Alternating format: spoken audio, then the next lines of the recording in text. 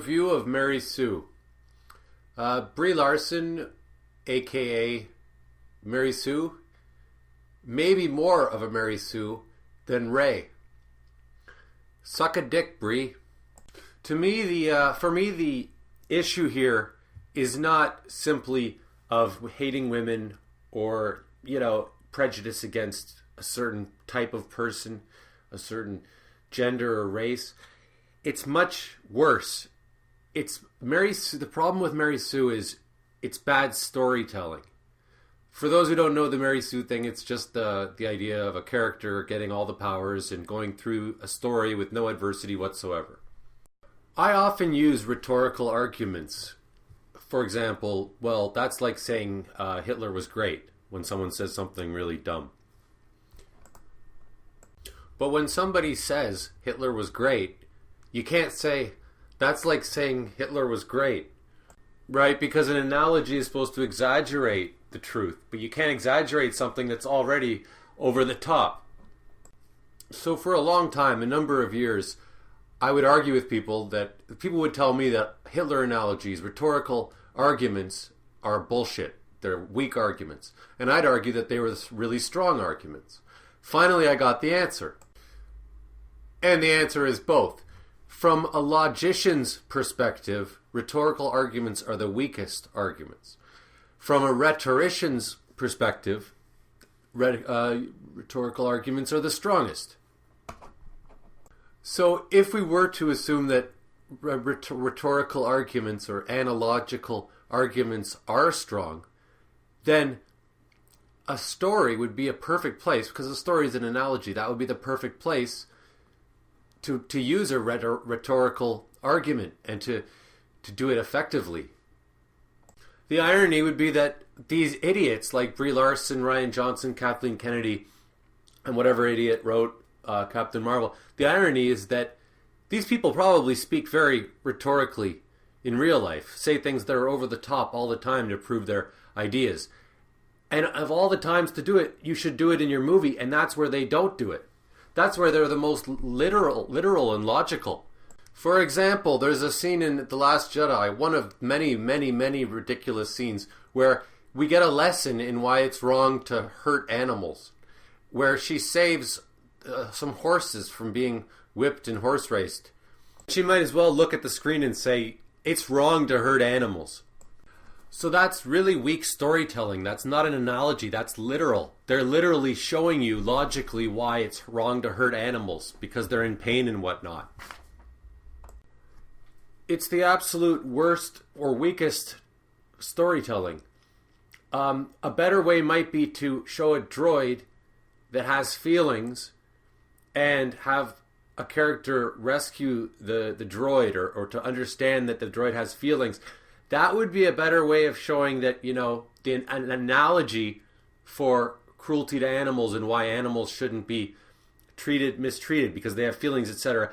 It's not the best analogy, right? Because analogies take time. I would have to spend time thinking about it and working on it to come up with a great analogous way to tell a story with the moral being don't be cruel to animals, right? It takes time.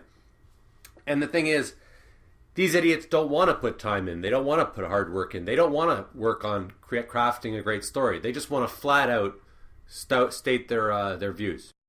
I mean, I would say if you're completely stupid, if I have to spell it out, I would say like The Boy Who Cried Wolf has a great moral, right? The moral is not about wolves, that wolves are bad. And that's almost like, that's how bad these people tell stories. If you want the moral to be don't be mean to animals, then say don't be mean to animals in your story. That's not how you do it, right? And the moral of The Boy Who Cried Wolf, the moral is not that you might get eaten if you tell lies, right? I mean, even 10-year-olds understand, how morals work and how that basic element of storytelling works. Kathleen Kennedy, Rian Johnson, Brie Larson and friends, and the Ghostbusters people, they are real-life Mary Sues. They don't want to have to tell a story. They want automatic acceptance with no effort. And they're actually getting it to some degree, just like a Mary Sue. Now, there's better examples, but I think about the Bryan Singer X-Men movies. People say he talks, it's too obviously a reference. The mutants are too obviously a reference to the gay situation, gay pride versus gay power, being treated differently for being gay. However, they're still good stories. The message gets across, and it's kind of funny to think about what Kathleen Kennedy, Rian Johnson, and friends, and Brie Larson, and the Ghostbusters people would do if they were to make an X-Men movie. How would they do it? If they wanted to convey gay prejudices in an X-Men movie. Well, I know exactly what they would do. They would have the most powerful characters be gay, and have the weakest ones be straight. Have all the heroes be gay, and have all the villains be straight. And that's all it would be. And possibly what makes a story good is that it's not just as simple as good and bad. For example, the boy who cried wolf. The wolf isn't just bad. The boy isn't just bad for crying wolf. There's, complexity. It's a simple story, but there is complexity there. So these assholes seemingly win the battle, but they lose the war. I read yesterday, or I saw a YouTube thing yesterday where they said that apparently in the new Avengers movie, they shot 2 separate sets of stories, depending on how well Captain Marvel does. So if Captain Marvel does very well and she's embraced, they're going to have it so that she has a bigger part in the movie. She probably kills Thanos. If Captain Marvel tanks, they'll probably minimize her role. That Ghostbusters movie, they all came out pistols ablaze, whatever the analogy is. And look where they are now, right? They had a nice little ego party for a while. That's what that movie was. At the expense of a lot. Everything. Say this was a chess game, and this is how chess actually works. Brie Larson played a very strong, bold, arrogant, and some might say stupid opening. Let's say she moved her queen right out into the enemy lines. But the problem with playing like that is that in the middle game, you have to start backtracking. You have to move your queen has to recede, has to run away.